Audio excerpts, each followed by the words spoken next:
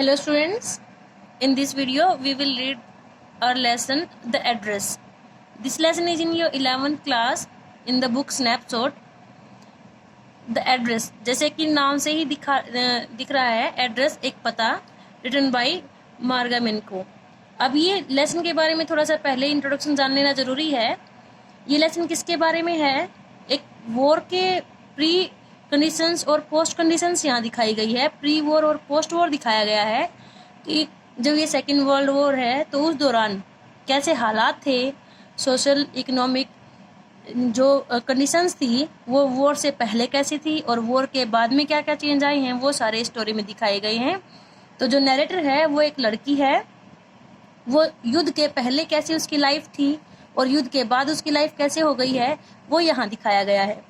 तो ये स्टोरी थोड़ा सा फ्लैशबैक में जाएगी क्योंकि जो नरेटर है वो अपने पास्ट को याद कर रही है. जब आज वो प्रेजेंट में है, युद्ध के बाद में जब वो सब कुछ खो चुकी है, अपनी फैमिली, अपना घर, सारा सामान खो चुकी है, और अब वो थोड़ा सा फ्लैशबैक में जाती है उन चीज़ों को. जब दोबारा देखती है उसी सामान को जो पहले उसको अच्छे लगते थे, दोबारा देखने पर उसको पुरानी यादें हैं उसके सामने आ जाती हैं. और लास्ट में वो डिसाइड क्या करती है कि जो सारा सामान जिसे देखकर उसको पुरानी यादें आती हैं उन सारों को वो छोड़कर लाइफ में मूव ऑन कर जाती है, आगे बढ़ जाती है. So let's start.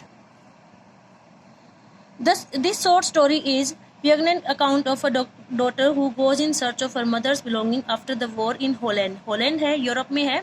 तो वहाँ पर जब वॉर होता है, वॉर के बाद में ये जो लड़की है, नरेटर है, वो एक बेटी है और अपनी माँ की जो चीज़ें हैं, वो सामान है, उनको वापस लेने के लिए जाती है.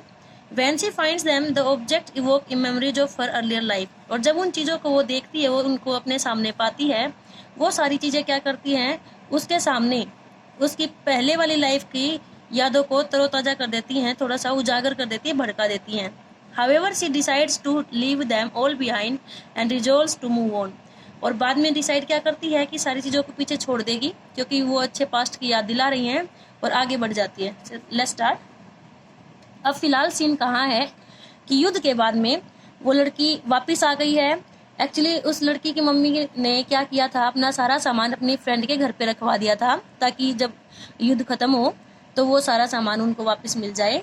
तो अब और तो कुछ बचा नहीं है युद्ध में. ये लड़की उस फैमिली से अकेली जिंदा बची है. तो ये उस औरत के पास में, अपनी मम्मी की फ्रेंड के पास में अपना सामान वापस लेने आई है. अब उसके डोर पर है. तो यहाँ देखते हैं. Do you still know me, I ask. I कौन? नरेट. ये नरेटर है. ये उस औरत के घर के सामने खड़ी है. उसने डोरबेल बजाई है और औरत सामने से निकल कर आई है घर से. तो उससे पूछती है कि क्या आप मुझे जानती हैं, अब भी मुझे जानती हैं? The woman looked at me searchingly. और वो औरत मेरी तरफ देख रही है जैसे वो मुझे पहचानने की कोशिश कर रही हो, कुछ तलाश कर रही हो. She had open the door a chink. अब दरवाजा बिल्कुल हल्का सा खोला उसने. I came closer and stood up on the step. अब मैं पास में आई और मैं स्टेप्स उस सीढ़ी के ऊपर खड़ी होगी, जैसे दरवाजे के सामने 2-3 सीढ़ियाँ होती है वहाँ. No I don't know you.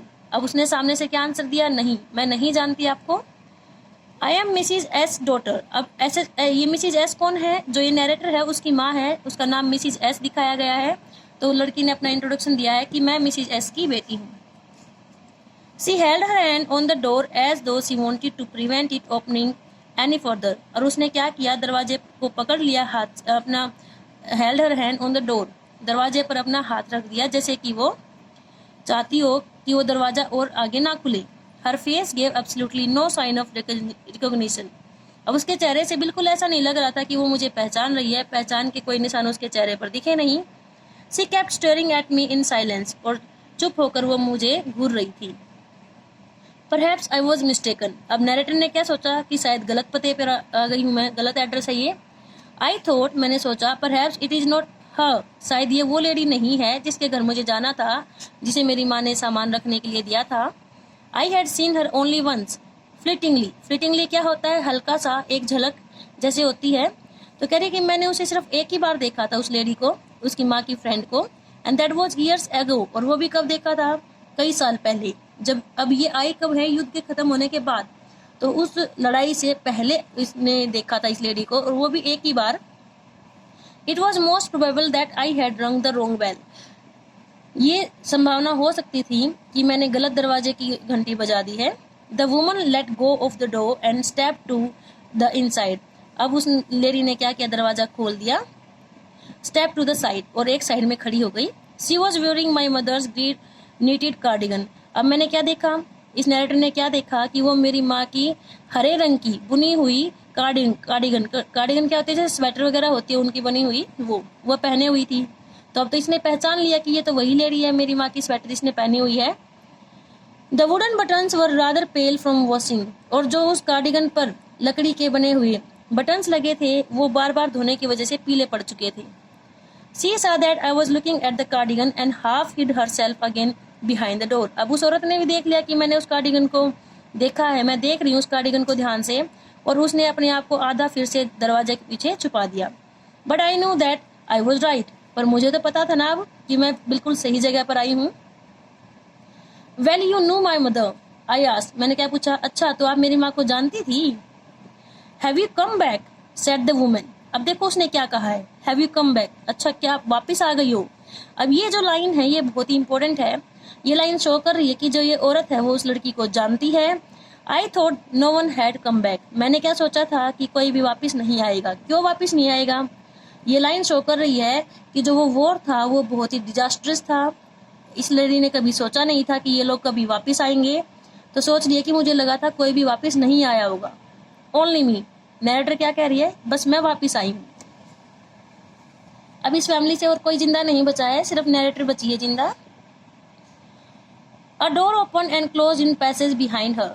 अब एक दरवाजा खुला और बंद हो गया उस गलियारे में उस लेडी के पीछे। अ मस्टी स्मेल इमर्ज्ड। मस्टी क्या होती है, जो सीलन भरी होती है, ज्यादा सीलन से ज्यादा बदबू क्रिएट हो जाती है, तो वहां से वैसी कुछ smell I. I regret I can not do anything for you. अब वो लेडी क्या कह रही है कि मुझे पछतावा हो रहा है कि मैं आपके लिए कुछ नहीं कर सकती हूँ। I have come here specially on the train. I wanted to talk to you for a moment. अब ये लड़की क्या कह रही है कि मैं आपसे यहाँ मिलने के लिए ना स्पेशली ट्रेन से आई हूँ, और मैं सिर्फ आपसे कुछ पल के लिए बातें करना चाह रही हूँ। It's not convenient for me now, said the woman. I can't see you another time. अब ये लेडी ने क्या आंसर दिया है कि ये मेरे लिए अभी कन्वीनियंट, सुविधाजनक नहीं है, मैं तुमसे अभी नहीं मिल सकती। अनदर टाइम, फिर कभी आना। She nodded and cautiously closed the door as though no one inside the house should be disturbed.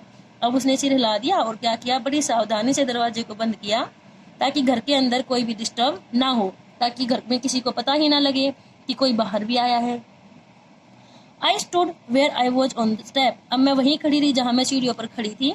The curtain in front of the bay window moved. अब बे विंडो कैसी होती है, जैसे बाहर की दीवार होती है और वहां पर एक खिड़की खुल जाती है बाहर की तरफ, तो वो बे विंडो बुलाते हैं उसको।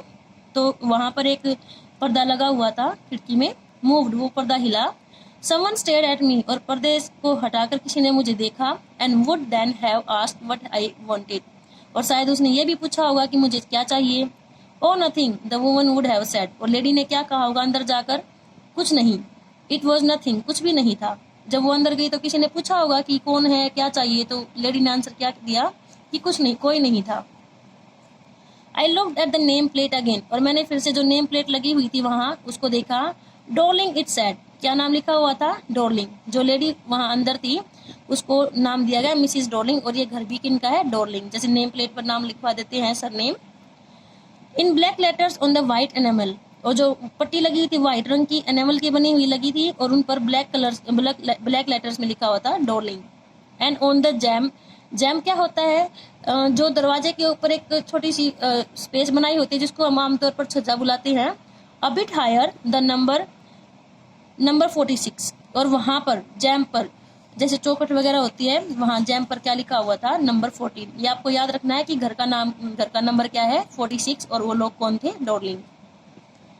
As I walk slowly back to the station I thought about my mother.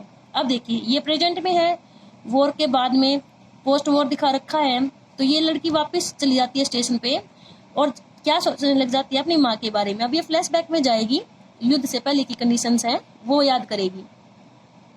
Who had given me the address years ago, और अपनी माँ के बारे में सोचते जिसने ये एड्रेस, कौन सा एड्रेस, नंबर 46, ये दिया था कई सालों पहले।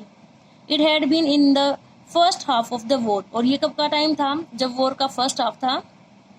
आई was home for a few years, मैं घर थी कुछ दिनों के लिए। And it struck me immediately that something or other about the room had change, और जब मैं घर पर आई तो एकदम से मेरे माइंड में क्या आया कि कुछ तो कमरों में चेंज हुआ है, कुछ बदलाव आ गया है। ये लड़की पहले से गई हुई थी, जब घर पे वापस आई तो इसने देखा कि रूम्स में, घर में थोड़ा बदलाव आया है। आई मिस्ड वेरियस थिंग्स, मैंने कई सारी चीज़ों को गुम पाया। My mother was surprise I should have notice so quickly, और मेरी माँ तो ये देखकर हैरान थी कि मैंने वो जो चेंज था इतनी जल्दी नोटिस कर लिया, मैंने देख लिया कि चीज़ें नहीं है घर में। Then she told me about Mrs Darling, और जब मैंने उनसे पूछा कि सामान कहाँ है, तब उन्होंने मुझे मिसिज डॉर्लिंग के बारे में बताया। अब नैरेटर की मदर कौन है? मिसिज एस, और मिसिज डॉर्लिंग कौन है? नैरेटर की मदर की कोई ओल्ड फ्रेंड है जो काफ़ी टाइम से इनके टच में नहीं थी। दोनों फ्रेंड्स की आपस में बात नहीं हुई थी, कई सालों बाद में दोनों टच में आई हैं। I had never heard of her, but apparently she was an old acquaintance. Acquaintance होता है परिचित। मैंने मेरी माँ की उस फ्रेंड के बारे में कभी नहीं सुना था, पर apparently क्लियर थी ये बात तो कि वो कौन थी, मिसिज डॉर्लिंग कौन थी, मेरी माँ की पुरानी परिचित थी। Whom she had not seen for years, और उस परिचित से मेरी माँ कई सालों से नहीं मिली थी। She had suddenly turned up, अब वो एकदम से अचानक से कहीं से आ गई है। And renewed their contact, और फिर से अपने संबंध को, दोनों फ्रेंड्स ने अपने संबंध को फिर से ताज़ा कर लिया है। Since then she had come regularly, और उसके बाद में वो रोजाना आती रही है। ये बात मिसिज एस ने बताई है अपनी बेटी को कि वो पुरानी फ्रेंड है मेरी, और अब हम फिर से कांटेक्ट में हैं। Every time she leaves here, she takes something home with her, said my mother. और मेरी माँ ने मुझे और क्या बताया कि जब भी वो यहाँ से जाती है ना, मेरे पास जब वो मिलने आती है और यहाँ से मिलकर जाती है, तो वो घर का कोई ना कोई सामान अपने साथ ले जाती है। She took all the table silver. Table silver कौन सा? सिल्वर के जो बर्तन, जो डिनर सेट वगैरह होते हैं, टेबल पर खाना खाने के लिए जो बर्तन यूज होते हैं, वो सारे इन वन गो, कि एक बारी में तो वो सारे बर्तन ले गई है सिल्वर के। And then the antique plates that hung there, और दीवार पर जो सजावटी एंटीक पीस होते हैं, प्लेट्स, वो लगी थी, फिर वो ले गई। She had trouble legging those large vases, and I am worried she got a crick in her bag from the crockery. और फिर क्या हुआ कि वो बड़े बड़े जो फूलदान थे, उनको जब लेकर गई, उनको ले जाने में उसको मुसीबत हो रही थी, और मुझे तो चिंता ये है कि शायद उसको कमर में क्रिक, झटका लग गया होगा। फ्रॉम द क्रोकरी, क्रोकरी क्या होता है? जो बर्तन होते हैं चीनी मिट्टी के बने हुए, उनको क्रोकरी कहते हैं, कि जब वो उनको लेकर गई है तो शायद उसे झटका लगा होगा। My mother Shuk her head पिटिंगली, अब मेरी माँ को उसकी वो सिचुएशन याद करके दया आ रही थी। I would never have dared ask her, she suggested it to me herself. अब ये सामान इसने क्यों दिया अपनी फ्रेंड को? अब इसको ये लगा है शायद इसके फ्रेंड ने भी इसको सजेस्ट किया है, सलाह दी है। मेरी माँ ने मुझे बताया कि उसने खुद ही मुझे सलाह दी कि ये सामान मैं आपका अपने घर ले जाती हूँ, जब ये युद्ध खत्म हो जाएगा तब मैं सब आपको लौटा दूंगी। देखो उस टाइम पर क्या था, जब ये हिटलर का ऑक्यूपेशन आया था, तो ये हिटलर ज्यूज को काफ़ी हेट करता था और उनके खिलाफ काफ़ी अत्याचार हो रहे थे। तो जो ये नैरेटर है वो भी ज्यू है, यहूदी है, और इनको यहाँ से भागना पड़ रहा है, छिपना पड़ रहा है, तो इनके घर सामान, फैमिली, कुछ भी नहीं बचा था। तो यहाँ मिसिज डॉर्लिंग ने उस चीज़ का फ़ायदा उठाया है, उनके घर की अच्छी अच्छी चीज़ें हैं वो अपने घर में उठा कर ले गई है, फ्रेंडशिप वे में दिखाकर कि मैं आपकी हेल्प कर रही हूँ, और युद्ध के बाद में ये सारा सामान, जब ये वॉर खत्म हो जाएगी, मैं आपको वापस कर दूंगी। तो नैरेटर की मम्मी उसको बता रही है कि शायद ये बात कहने की मेरी तो कभी हिम्मत ही नहीं होती कि मेरी हेल्प करो, अपना सामान मेरे घर पर रख लो, उसने मुझे खुद ही ये सलाह दी। शी इवन इंसिस्ट, उसने तो मुझे फोर्स भी किया कि नहीं, मैं आपका सामान रख ही लेती हूँ, फिर नुकसान हो जाएगा वरना। She wanted to save all my nice things, वो हमारी सारी अच्छी चीज़ें सेव करना चाहती है। If we have to leave here we shall lose everything, she says, उसने वो क्या कहा मेरी माँ ने, सॉरी ये कौन है, मिसिज डॉर्लिंग। मिसिज डॉर्लिंग ने क्या कहा उसकी माँ से कि अगर हमें यहाँ से जाना पड़ा तो हम सब कुछ खो देंगे, हमारा सब कुछ खो जाएगा, इसलिए वो सेव करना चाहती है। Have you agreed with her that she would should keep everything? I asked, अब मैंने पूछा कि आप इस बात के लिए राजी हो गई कि हमारा सारा सामान वो रख ले? As if it that is necessary, और माई मदर क्राइड, मेरी माँ चिल्लाई कि जैसे ये कहना जरूरी था। I would simply be an insult, it would be simply an insult to talk like that, और अगर मैं ऐसे बात करती भी तो मिसिस डॉर्लिंग की इंसल्ट हो जाती। And think about the risk she is running, और रिस्क तो देखो कि वो कितना उठा रही है हमारे लिए। Each time she goes out of the door with a full suitcase और बैग, हर बार वो सूटकेस या बैग भरकर लेके जाती है, तो कितना रिस्क है उसके लिए।